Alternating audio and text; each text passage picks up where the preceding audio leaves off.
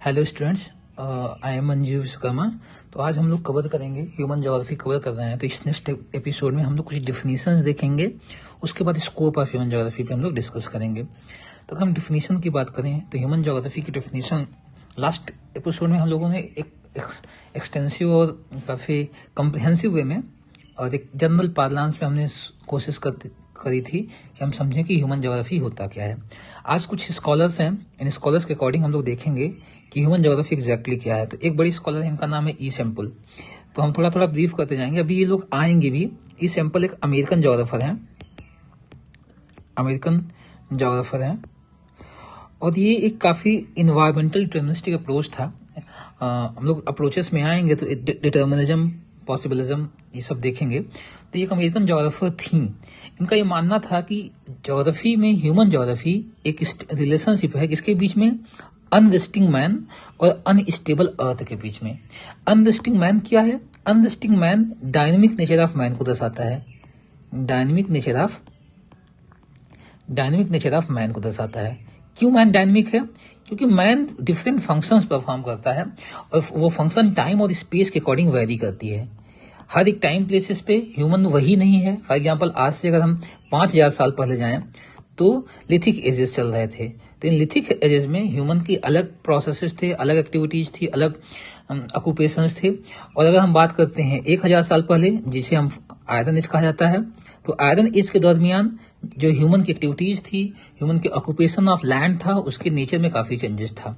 अगर हम आज के टाइम की बात करते हैं, आज हम एज ऑफ टेक्नोलॉजी में रह रहे हैं, तो आज ह्यूमन, तो टाइम के साथ क्या है कि ह्यूमन में एक चेंज देखा जाता है। ह्यूमन डायनेमिक कंसेप्ट है। ह्यूमन का नेचर जो है वो अपने आप में एक डायनेमिक कंसेप्ट है। और दूसरा, स्पेस के अकॉर्डिंग भी ह्यूमन में बहुत चेंजेस होते हैं। आज के टाइम में ही हम देखते हैं कि वर्ड को 3 कैटेगरी में डिवाइड किया गया: developed world, under developed world, developing world और अंडर डेवलप्ड वर्ल्ड। तो इस प्रकार से हम देख सकते हैं कि स्पेस वाइज, फॉर एग्जांपल हम अफ्रीका के बारे में सोचते हैं, तो अफ्रीका के बारे में सोचते हैं तो ऐसा समझ में आता है कि एक अंडर डेवलप्ड इकोनॉमीज वहां पर पाई जाती हैं, या वहां पर जो कंट्रीज हैं वो जो parameters of development and growth और प्रॉस्पेरिटी है उसको मीट नहीं कर पाए हैं। वहीं इंडिया, चाइना जैसे लीडिंग डेवलपिंग कंट्रीज हैं। और जबकि अगर हम बात करते हैं यूएस की और नॉर्थ हेमिस्फीयर में स्पेशली टेम्परेट रीजन में पाए जाने वाले कंट्रीज जैसे यूरोप, रसिया, जापान, यूएस, यूके, ये सब ऐसे कंट्रीज में डेवलप। इस प्रकार डायनेमिक नेचर ऑफ मैन जो है डायनेमिक टाइम के अकॉर्डिंग है, टाइम स्पेस के अकॉर्डिंग है, और अपने फंक्शंस के अकॉर्डिंग भी है। फंक्शंस के अकॉर्डिंग कैसे है कि functions in the sense man एक सोशल बीइंग है। वो सोसाइटी बनाता है, सोसाइटी में रहता है और social processes, social activities, social fact create करता है। इसके अलावा मैन एक पॉलिटिकल बीइंग है जो पॉलिटिकल प्रोसेस में पॉलिटिकल आउटलुक अपना उसका होता है, political process, political organisation establish करता है जो सोसाइटी, कल्चर, इकोनॉमीज को मूव करता है। मैन इकोनॉमिक बीइंग है, बहुत सी इकोनॉमिक एक्टिविटीज अर्थ के सरफेस पर कैरी आउट करता है। तो इस प्रकार से जो डायनेमिक नेचर या अनरेस्टिंग नेचर ऑफ मैन है वो दर्शाता है कि टाइम के अकॉर्डिंग मैन की एक्टिविटीज, मैन के नेचर ऑफ ऑक्यूपेशन में, मैन की अच्छा फोर्स ऑफ चेंज, जिसे हम बोल सकते हैं एक ज्योमॉर्फिक एजेंट के रूप में काफी चेंजेज आया है मैन की कैपेबिलिटीज में, मैन के इम्पैक्ट में। वहीं हम बात करते हैं दूसरा एस्पेक्ट क्या है अनरेस्टिंग मैन की, मैन स्पेस के अकॉर्डिंग मैन में वेरिएशन आता है। लाइक अंडर डेवलप्ड कंट्रीज में मैन की एक्टिविटीज, मैन के ऑक्यूपेशंस, मैन जो force of change, environmental change, वो अलग है। वहीं डेवलप्ड कंट्रीज में वो अलग है।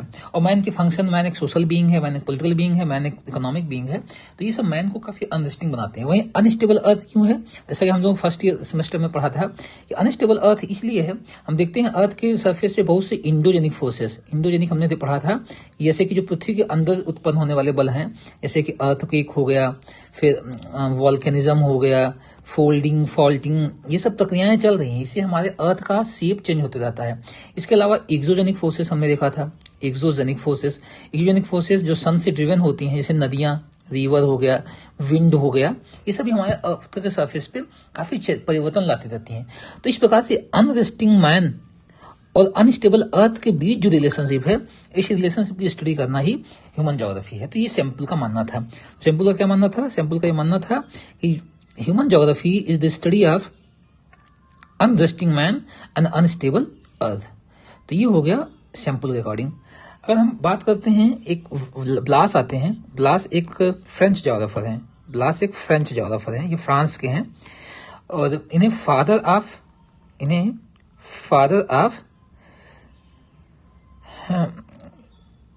ह्यूमन ज्योग्राफी इन फ्रांस भी कहा जाता है। फ्रांस की ह्यूमन ज्योग्राफी का फादर कहा जाता है, और पूरे वर्ल्ड में इन्हें फाउंडर ऑफ ह्यूमन ज्योग्राफी कहा जाता है। फाउंडर ऑफ ह्यूमन ज्योग्राफी, पूरे वर्ल्ड के कंटेक्स्ट में इन्हें फाउंडर ऑफ ह्यूमन ज्योग्राफी कहा जाता है। ये फाउंडर हैं, और फ्रांस के संदर्भ में इन्हें father of human geography France के कंटेक्स्ट में कहता है।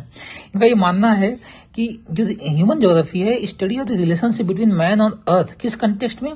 पहले हमारा काम ये होगा कि एक सिंथेटिक नॉलेज गेन करना, ऐसे लॉज जो अर्थ को गवर्न करते हैं। लॉज क्या है? ऐसे लॉज जो अर्थ को गवर्न करते हैं, जैसे फिजिकल लॉज की हम बात करते हैं, जो अर्थ को गवर्न करते हैं। जैसे टेम्परेचर को कौन कंट्रोल करता है? जो अर्थ के सरफेस पे एक जगह से दूसरे जगह पर जाने पर टेम्परेचर जो चेंज आता है, उसका एक फंडामेंटल लॉज है। लॉज क्या है? कि अर्थ के सरफेस पे जब हम इक्वेटर से पोल तरफ जाते हैं तो चेंज होता है। ऐसे ही हम देखते हैं लैंड फॉर्म डेवलप होते हैं, तो लैंड फॉर्म डेवलप होने के लिए कई थ्योरीज, कई मॉडल्स बनाए गए। वो थ्योरी और मॉडल्स ये बताते हैं कैसे चेंजेस देखे जाते हैं। तो इस प्रकार से बहुत से फिजिकल लॉज हैं जो हमारे अर्थ के सरफेस पे कहाँ पर इरोजन चल रहा है, कहाँ पर डिपोजिशन चल रहा है, कहाँ पर वेदरिंग चल रहा है, इनको गवर्न करते हैं। कहाँ पर किस प्रकार का क्लाइमेट, कितना रेनफॉल, कितना प्रेसिपिटेशन हो रहा है, इन चीज को गवर्न करते हैं। तो एक सिंथेटिक नॉलेज सब चीजों को कलेक्टिवली कैसे लैंड फॉर्म जो है वो इम्पैक्ट डालता है मेटेरोलॉजिकल प्रोसेसेस में, इन्वायरमेंटल प्रोसेस को कैसे इम्पैक्ट करता है, इन सभी चीज को समझना ह्यूमन ज्योग्राफी का पार्ट है। इसके अलावा, इस चीज के अलावा हमारा इसका ये भी मतलब है कि ये लॉज हैं, फिजिकल लॉज हैं, उनका relationship living being specially human के साथ क्या है। लिविंग बीइंग स्पेशली जो ह्यूमन है अर्थ के सरफेस पे, उस पर उससे क्या इसका अंतर संबंध है, उस अंतर संबंध को समझना ही ह्यूमन ज्योग्राफी है। तो इस प्रकार से मैन और इन्वायरमेंट के बीच जो रिलेशनशिप है, उसमें पहले अर्थ को समझना। अर्थ को समझने के लिए क्या करना है कि अर्थ के जो फिजिकल लॉज हैं, फिजिकल लॉज जिसके एटमॉस्फेयर को गवर्न करते हैं, लिथोस्फीयर के प्रोसेस को गवर्न करते हैं, हाइड्रोस्फीयर के प्रोसेस को गवर्न करते हैं, और जो बायोस्फीयर के प्रोसेस को गवर्न करते हैं, उनको समझना। इसके अलावा इस पूरे को समझते हुए कैसे ये ह्यूमन या लाइफ फॉर्म पे, फ्लोरा, फ्यूना और ह्यूमन एक बड़ा कंपोनेंट है, उस पर इम्पैक्ट कैसे डालता है, उस चीज की स्टडी करना ह्यूमन ज्योग्राफी है। तो इस प्रकार से ब्लास जो है, इन्हें father of human geography in France भी कहा जाता है, और founder of human geography in total कहा जाता है। तो ये एक बड़े स्कॉलर थे, इनका ये मानना था।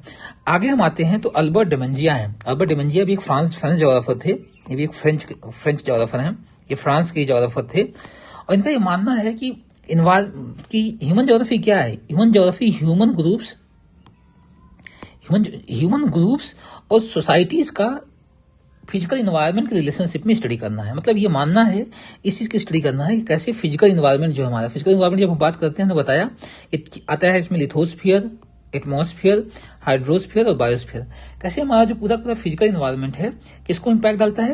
ह्यूमन ग्रुप्स को, ह्यूमन सोसाइटीज को। ह्यूमन ग्रुप्स को कैसे इम्पैक्ट डालेगा? ह्यूमन की पॉपुलेशन पर इम्पैक्ट डालेगा। कहीं पॉपुलेशन ज्यादा पाई जाती है, कहीं पॉपुलेशन कम पाई जाती है। वो क्यों है? उसके पीछे एक बड़ा फैक्टर वहां का फिजिकल इन्वायरमेंट है। सुटेबल क्लाइमेट होगा वहां पर रिप्रोडक्शन ज्यादा होगा, जहां पर हार्श क्लाइमेट होगा वहां पर रिप्रोडक्शन के प्रोसेस कम होते हैं। पॉपुलेशन कई थेरीज हैं, माल्थस की थेरी, मार्क्स की थेरी, से बहुत ऐसे थेरीज हैं जो बताते हैं ज्योग्राफी एक फैक्टर है। ज्योग्राफिकल फैक्टर ज्यादा इंपॉर्टेंट होते हैं किसी भी जगह पॉपुलेशन की ग्रोथ, डेंसिटी और डिस्ट्रीब्यूशन को डिफाइन करने में। तो पॉपुलेशन होगा, पॉपुलेशन के सेटलमेंट कैसे होंगे ये भी डिसाइड करता है कि जहां पर ज्यादा रेनफॉल होगी, अगर वहां की टोपोग्राफी अनइवन है, वहां पर एक अलग टाइप ऑफ सेटलमेंट देखा जाएगा। जहां पर प्लेन एरिया है, फर्टाइल रीजन है, जहां पर एग्रीकल्चर डोमिनेंट की जाती है, वहां पर क्लस्टर सेटलमेंट पाया जाता है। तो इस प्रकार से हम ये इसको गवर्न करता है। पॉपुलेशन की रेस, लोग का कलर कॉम्प्लेक्शन कैसा होगा, नेजल इंडेक्स कैसा होगा, नाक कैसी होगी, सेफेलिक इंडेक्स कैसा होगा, खोपड़ी कैसी होगी, ये सब कहीं ना कहीं वहां के फिजिकल इन्वायरमेंट भी डिसाइड करता है। इसके अलावा लोगों के रिलीजन, कल्चर कैसे होंगे ये चीज डिसाइड करता है। लोगों इकोनॉमिक एक्टिविटीज कैसी होगी वो फिजिकल इन्वायरमेंट डिसाइड करता है। तो इनका यही मानना है, इन टोटल ये इनका मानना है कि ह्यूमन ग्रुप्स और सोसाइटीज की स्टडी करना, कैसे डिफरेंट सोसाइटीज वहां के फिजिकल इन्वायरमेंट के अकॉर्डिंग एडजस्ट है, इन्वायरमेंटलाइज्ड है, कैसे वहां और एक कल्चर्ड हैं, उनके मतलब इन्वायरमेंट की इम्पैक्ट की स्टडी करना ह्यूमन ज्योग्राफी कहा जाता है। ये डिमांजिया का मानना था। तो डिमांजिया भी एक फ्रेंच ज्योग्राफर थे। इनका यह मानना था कि ह्यूमन ज्योग्राफी क्या है? Human geography study of human group and societies in relationship between the physical environment in which they live. फिर आते हैं हंटिंगटन भी एक फेमस ज्योग्राफर हैं। हंटिंगटन फेमस ज्योग्राफर क्यों है कि ये डिटर्मिनिस्टिक अप्रोच से बिलोंग करते हैं। सैंपल जैसे ही इनके व्यू हैं, आगे हम देखेंगे विचार जो आएंगे, सैंपल जैसे इनके व्यू हैं और ये बिलोंग करते हैं, शुरुआत में इनकी ऑस्ट्रेलिया से बिलोंग करते थे, बाद में ये माइग्रेट करके यूएस गए और यूएस जाके इन्होंने ढेर सारे वर्क्स काम किए और एक एक्सटेंसिव वर्क किया। इनका एक किताब का नाम है principles of human geography. Principle of geography उन्होंने काफी डिस्क्राइब किया ह्यूमन ज्योग्राफी क्या है, उसका सब्जेक्ट मैटर क्या है, उसमें किन किन चीजों को पढ़ा जाता है और कैसे क्लाइमेट, इन्होंने क्लाइमेट डिटर्मिनिज्म का कंसेप्ट दिया, कैसे क्लाइमेट एक इंपॉर्टेंट डिटर्मिनेंट होता है, वो ह्यूमन की एक्टिविटीज, ह्यूमन के प्रोसेसेस, ह्यूमन के प्रोडक्शन प्रोसेस को इम्पैक्ट डालता है, चाहे वो बायोलॉजिकल प्रोडक्शन हो, चाहे वो एग्रीकल्चर प्रोडक्शन हो, चाहे इंडस्ट्रियल प्रोडक्शन हो, सभी को इम्पैक्ट डालता है। तो ये हंटिंगटन थे। हंटिंगटन के अकॉर्डिंग क्या है कि geography is the study of nature and distribution. क्या चीज का कि जो रिलेशनशिप है between geographical environment and human activities and qualities. तो वही है जो ह्यूमन, मतलब जैसा हमने लास्ट क्लास में ये देखा था कि क्या है कि ह्यूमन इन्वायरमेंट हो गया और फिजिकल इन्वायरमेंट जो है, इनके बीच की रिलेशनशिप की स्टडी है और इनके बीच की रिलेशनशिप की स्टडी से दो चीज पता चलता है कि ये रिलेशनशिप का प्रकृति क्या है, इनके बीच में जो संदर्भ है या अंतर संबंध है उसका नेचर क्या है और उनका डिस्ट्रीब्यूशन क्या है। क्या एक ही प्रकार की, फॉर एग्जांपल हो सकता है किसी जगह पर पर्यावरण जो है वो मानव पे हावी हो, किसी जगह पर हो सकता है कि मानवीय पर्यावरण जो है ह्यूमन पर हावी हो। तो इन दोनों का नेचर परिवर्तित है। अब इस नेचर का डिस्ट्रीब्यूशन कैसा है, जैसे फॉर एग्जांपल कि जिन जगहों पर जो एग्रीकल्चर सोसाइटीज होती हैं, एग्रीकल्चर सोसाइटीज ये दर्शाती हैं कि वहां पर क्या है, एग्रीकल्चर सोसाइटीज ज्यादा बता देती हैं वहां का फिजिकल इन्वायरमेंट जो है वो ज्यादा डोमिनेट होता है ह्यूमन इन्वायरमेंट पे। जो हाईली इंडस्ट्रियल सोसाइटीज होती हैं, फॉर एग्जांपल यूएसए हो गया या जापान हो गया, वहां पर ऐसा क्या होता है, human environment physical environment decided होता है। तो इंडस्ट्रियल रीजन या एग्रीकल्चर रीजन या फिर फॉरेस्ट रीजन, इन सब का डिस्ट्रीब्यूशन कैसा है पूरे ह्यूमन चीज का, ह्यूमन के पॉपुलेशन, ह्यूमन के सेटलमेंट, ह्यूमन के रेस, ह्यूमन के रिलीजन, कल्चर, ह्यूमन के economic activities, primary activities, agriculture, industry, इन सब के डिस्ट्रीब्यूशन की स्टडी करना ही ह्यूमन ज्योग्राफी है। ये इल्सवर्थ हंटिंगटन है। तो nature and distribution of relationship between human environment and geographical environment and human activities, इसी चीज की स्टडी करना कहा जाता है physical geography, sorry human geography. अब अगला आते हैं कि इंपॉर्टेंट डिफिनेशन और है, इस डिफिनेशन को दिया था कैमिल वैलेक्स ने। कैमिल वैलेक्स का ये मानना था कि सही सेंस में अगर हम बात करें, ह्यूमन ज्योग्राफी का एक एडॉप्टेशन को बताता है, कैसे ह्यूमन ग्रुप्स हैं अपने फिजिकल इन्वायरमेंट में अपने आप को एडॉप्ट कर रहे हैं। मैंने मतलब फिजिकल, हर जगह फिजिकल इन्वायरमेंट अलग है। अगर हम बात करते हैं ट्रॉपिकल रीजन में, ट्रॉपिकल रीजन जैसे अफ्रीका, जो अगर हम ट्रॉपिकल रीजन की बात करें, ट्रॉपिकल रीजन क्या है,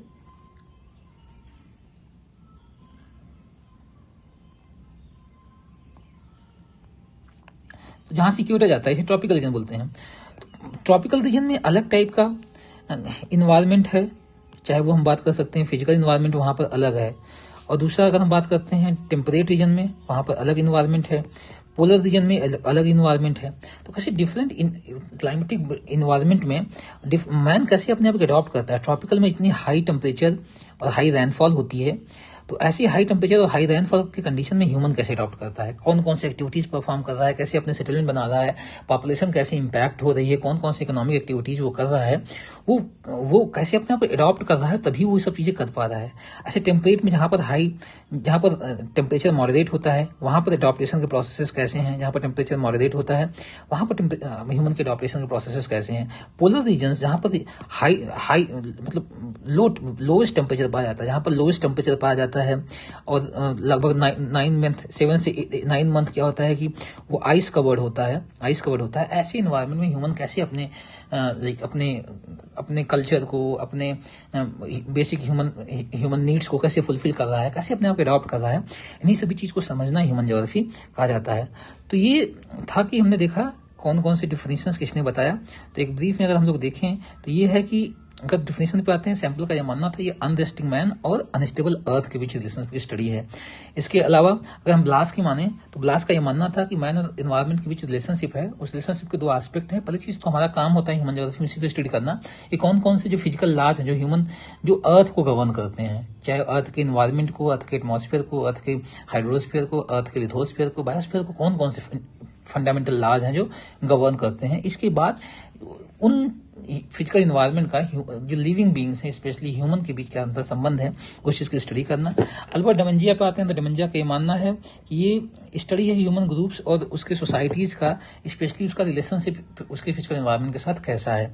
इसके अलावा हंटिंगटन की बात आते हैं, वो बात करता है कि जो मैन और इन्वायरमेंट के बीच रिलेशनशिप है इसका क्या नेचर है और नेचर के बाद कैसा डिस्ट्रीब्यूशन है, किन जगहों पर किस प्रकार का रिलेशनशिप पर्यावरण और मानव के बीच पाया जाता है, उस चीज का अध्ययन करना ह्यूमन ज्योग्राफी है।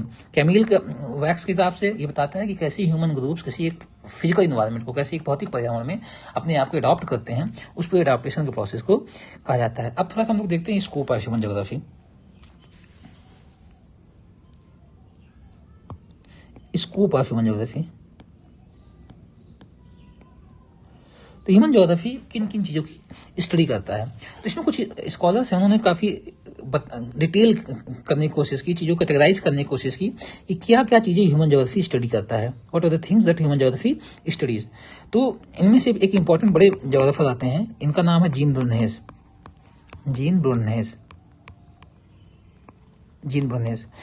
ब्रुनहेस का मानना है, इन्होंने किताब लिखी थी ह्यूमन ज्योग्राफी, इनकी किताब का ही नाम था ह्यूमन ज्योग्राफी।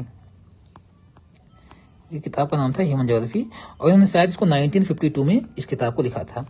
इस किताब को लिखने इन्होंने ये बताया था कुछ essential facts of human geography. इन्होंने एक टॉपिक लिखा था essential facts of human geography, मतलब ह्यूमन ज्योग्राफी में कौन कौन से इसेंशियल फैक्ट्स हैं जिनकी स्टडी करता है ह्यूमन ज्योग्राफी। इन्होंने उन इसेंशियल फैक्ट को 3 कैटेगरी में डिवाइड किया।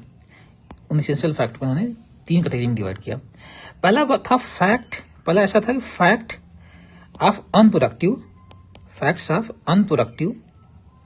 Occupation of earth, fact of unproductive occupation of soil. तो पहले ऐसे फैक्ट थे जो सॉइल या अर्थ कोई अनप्रोडक्टिव ऑक्यूपेशन है, जिससे कुछ प्रोडक्शन नहीं करता है ह्यूमन, बस ऑक्यूपाई किया हुआ है, उससे कोई उसकी प्रोडक्टिविटी नहीं है कि वो कोई इकोनॉमिक एक्टिविटी करता हो या कोई प्रोडक्शन करता हो जिससे कमोडिफाई करके वो मार्केट में बेच सके, तो अनप्रोडक्टिव।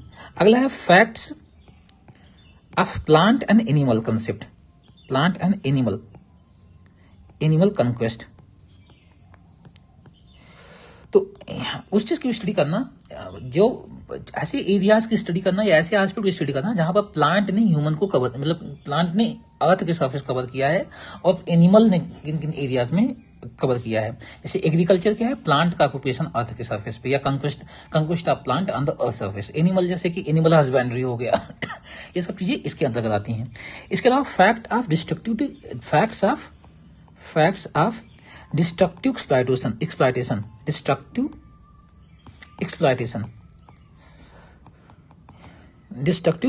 एक्सप्लॉयटेशन, ये ऐसे फैक्ट्स हैं जो ये दर्शाते हैं मानव जो डिस्ट्रक्टिव एक्सप्लॉयटेशन कर रहा है अर्थ के सरफेस पे, मानव का ऑक्यूपेशन जहां पर हो रहा है, मानव जहां पर अर्थ के सरफेस को या सॉइल को ऑक्यूपाई कर रहा है, वो सभी फैक्ट को इसमें लाया जाता है।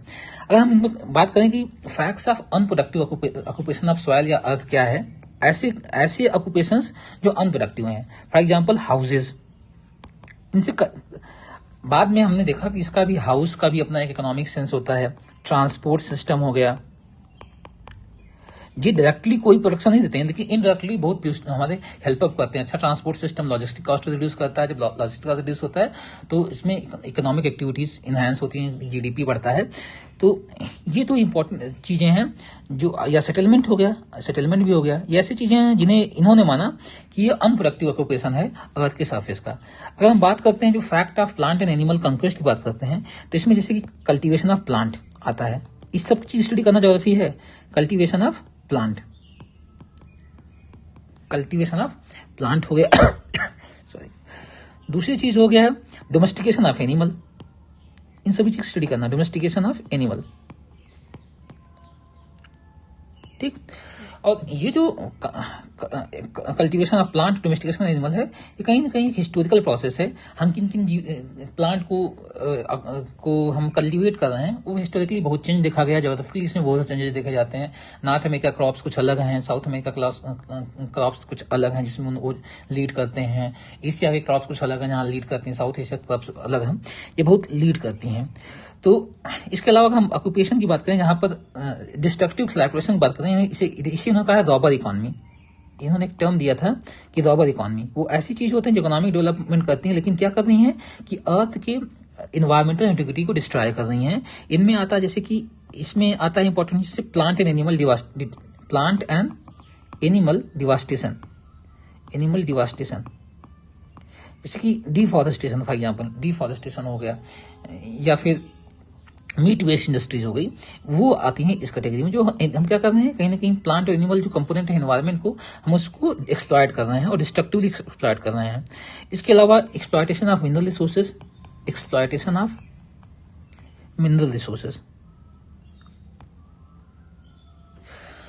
तो बिजनेस का ये मानना है कि मॉडर्न टाइम में ये जो वाला रॉबर इकोनॉमी वाला कंपोनेंट है, रॉबर इकोनॉमी का जो कंपोनेंट है, ये ज्यादा डोमिनेंट हो गया है। और जैसे जैसे टेक्नोलॉजी, और इसलिए इनहेंस कर गया क्योंकि टेक्नोलॉजी ने क्या किया है, रॉबर इकोनॉमी को और इनहेंस कर दिया है। टेक्नोलॉजी ने एक्सप्लॉयटेशन के प्रोसेस को और इनहेंस कर दिया गया है। इसी के अंदर आता है जैसे कि माइनिंग हो गया, फिशिंग हो गया, क्वेरिंग हो गया, स्लॉटरिंग हो गया, ये सब चीजें इसी के अंतर्गत आती हैं। तो इस प्रकार से इन्होंने तीन कैटेगरी के फैक्ट हैं। एक ऐसे फैक्ट हैं जो अनप्रोडक्टिव ऑक्यूपेशन ऑफ सॉइल को दर्शाते हैं, दूसरे ऐसे फैक्ट होते हैं जो प्लांट और एनिमल का कंक्वेस्ट दर्शाते हैं। यहाँ ह्यूमन नहीं है, ये प्लांट और एनिमल का कंक्वेस्ट है। और दूसरा जहां पर ह्यूमन का इंटरफेरेंस होता है और एक destructive exploitation of environment start हो जाता है, तो इसमें प्लांट और एनिमल का डिवास्टेशन हो गया, इसके बाद एक्सप्लॉयटेशन ऑफ मिनरल रिसोर्सेज हो गया, फिशरी, एक्वायरिंग, स्लॉटरिंग, ये सब चीजें आती हैं, ये सब चीजें कवर की जाती हैं ह्यूमन ज्योग्राफी के अंतर्गत। तो ह्यूमन ज्योग्राफी के स्कोप को दर्शाता है।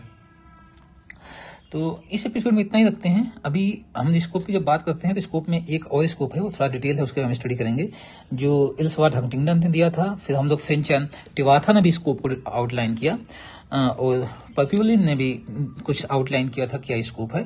तो अभी के लिए इतना ही रखते हैं। Thank you.